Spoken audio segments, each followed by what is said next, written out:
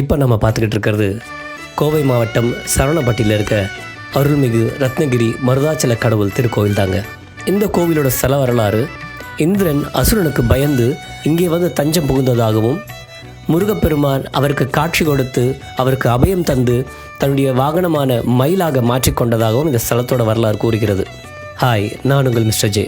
இந்த திருக்கோவிலின் மற்றொரு சிறப்பு, திருமணமாகி பல நாள் ஆகியும் குழந்தை இல்லாத ஒரு பெண் இந்த முருகப்பெருமானை தினந்தோறும் வழிபட்டு வந்து மனமுருகி வேண்டியதால் இந்த முருகனே ஆடு மேய்க்கும் சிறுவன் வேடத்தில் வந்து இந்த பெண்மணிக்கு குழந்தை வரம் தந்ததாகவும் ஒரு வரலாறு இருக்கிறது. சுயம்புவாக ஒரே கல்லில் தோன்றிய இந்த விநாயகரும் இங்கு ஒரு தனிச்சிறப்பு.